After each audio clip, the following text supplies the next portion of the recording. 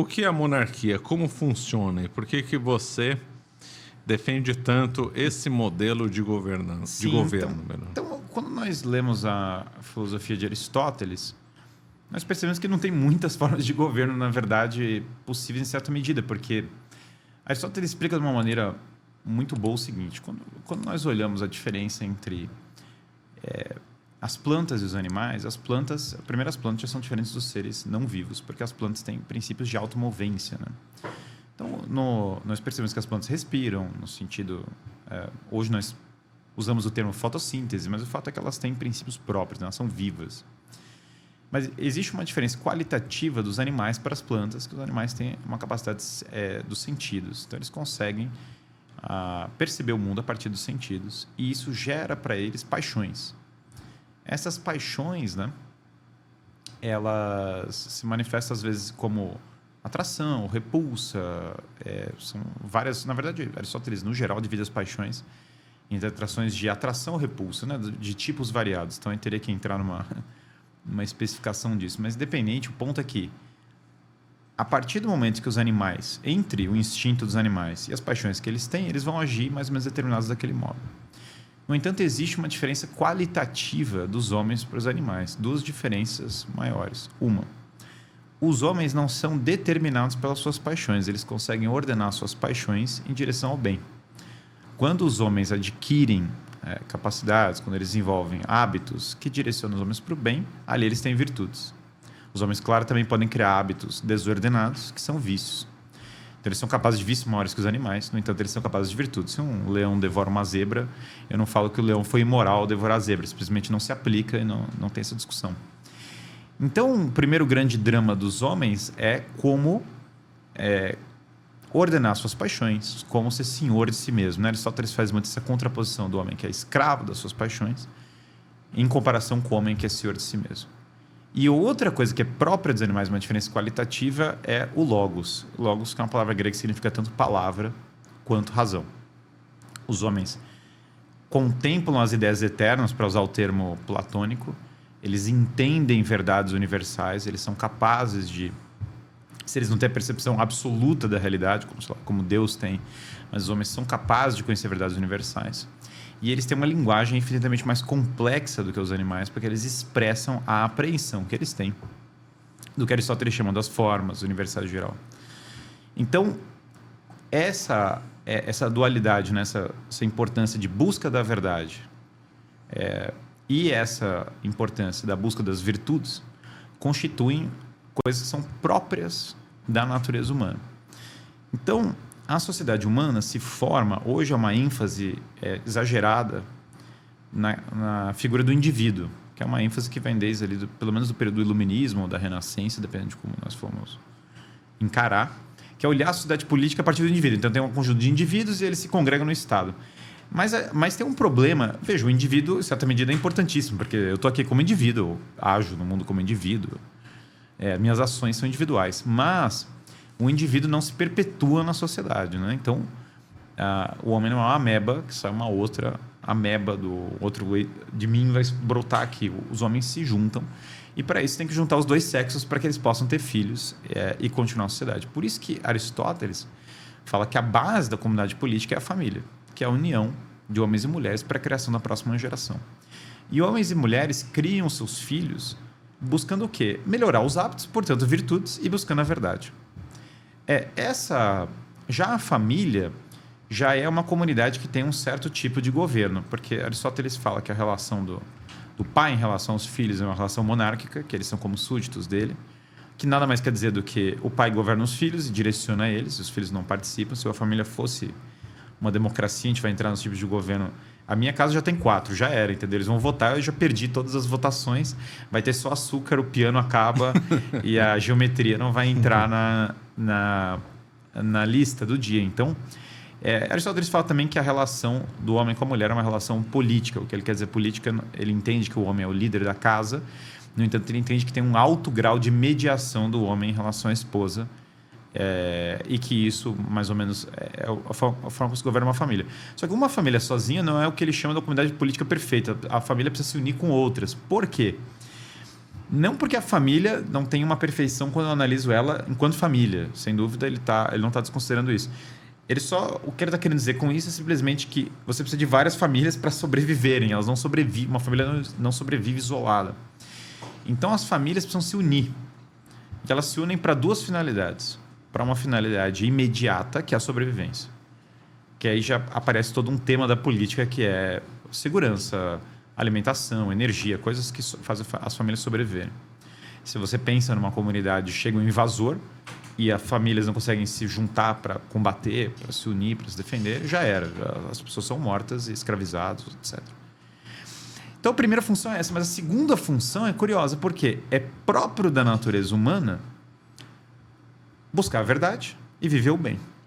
Portanto, a finalidade última da comunidade política não é simplesmente a sobrevivência, mas é a elevação da alma, que é o daimonia, que é traduzido por felicidade, mas se nós olharmos literalmente, daimon é o intermediário entre o céu e a terra, e eu é bom, então eu, daimonia, significa uma boa intermediação entre o céu e a terra.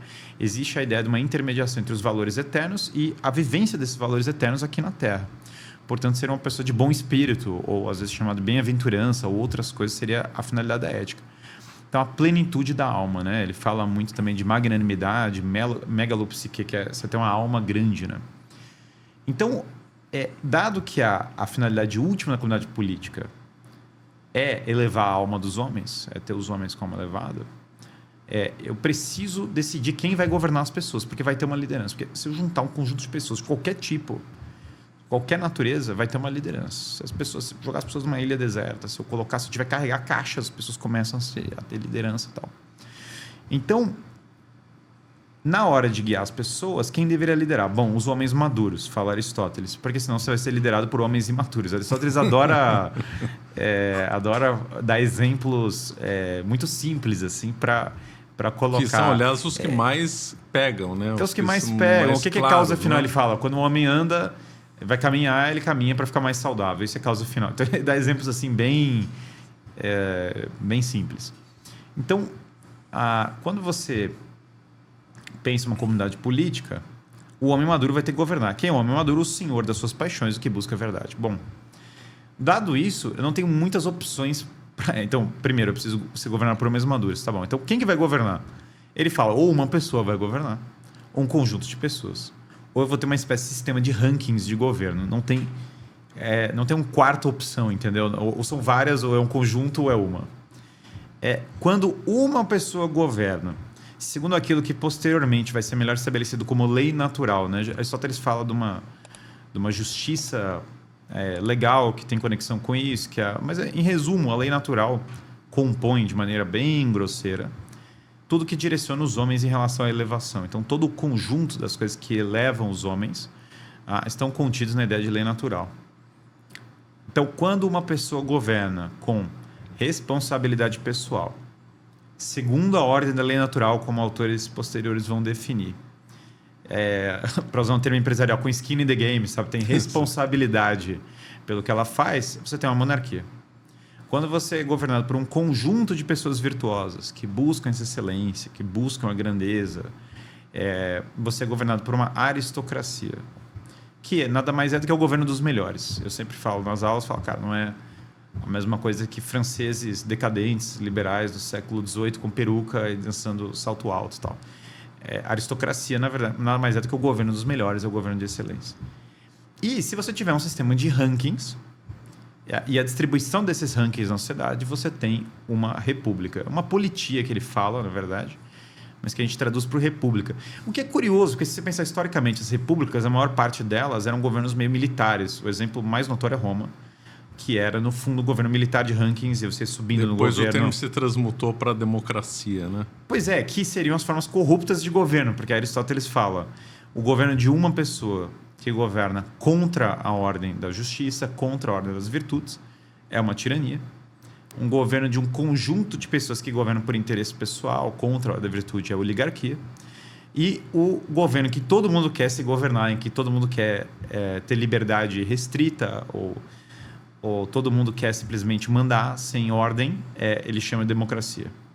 Então, democracia seria, na verdade, a república corrupta, oligarquia é uma aristocracia corrupta e tirania é uma monarquia O corrupta. termo república também ficou prejudicado na Idade Média, que Veneza era uma uma república república. e era uma aristocracia, né? Veneza era uma aristocracia e Veneza é um tipo de governo muito interessante porque é uma espécie de estado, aristocracia medieval e meio estado empresa também, que é muito curioso, assim, porque o estado era todo focado na atividade econômica. Então é um exemplo fascinante, na verdade, de monarquia histórica.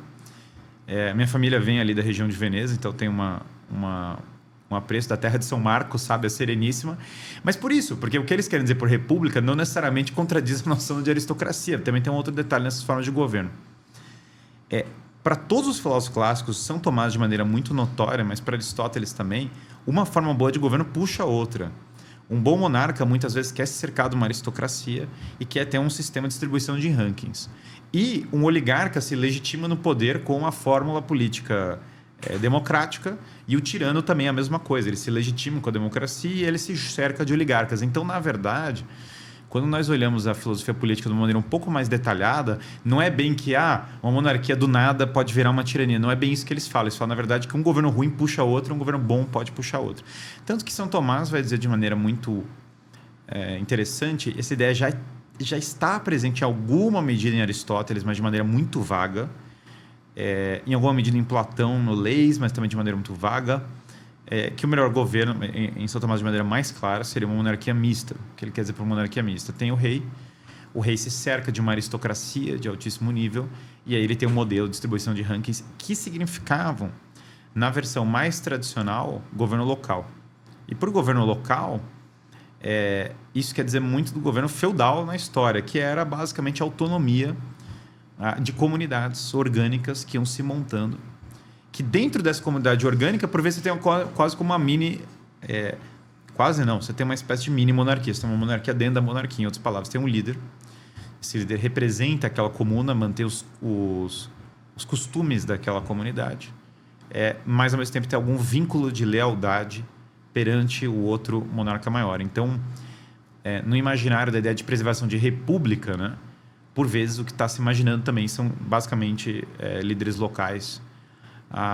Varia de país para país, as experiências históricas são variadas. Esse conceito aristotélico tomista, ele é muito universal, na verdade. Ele se aplica nós conseguimos usar ele como ferramenta de análise para uma série de coisas, mas, em resumo, monarquia é o governo de uma pessoa que governa segundo a lei natural, com responsabilidade pessoal. Isso é o conceito de monarquia. Teve gente que já veio me xingar falando, você defende muito monarquia, mas qual é o conceito? Qual é o conceito? Cara, o conceito é esse, não tem muito como fugir. É governo de uma pessoa segundo a lei natural, com responsabilidade, não tem o que fazer. Se não tem responsabilidade, se não é segundo a lei natural, o governo tende a ser uma tirania, se é o governo de uma pessoa desse modo. Se não é o governo de uma pessoa, também não é monarquia, por mais que você chame. Então, por exemplo, hoje nós falamos que a Inglaterra é uma monarquia, mas há um seríssimo problema em imaginar isso, porque, do ponto de vista clássico, a rainha não manda.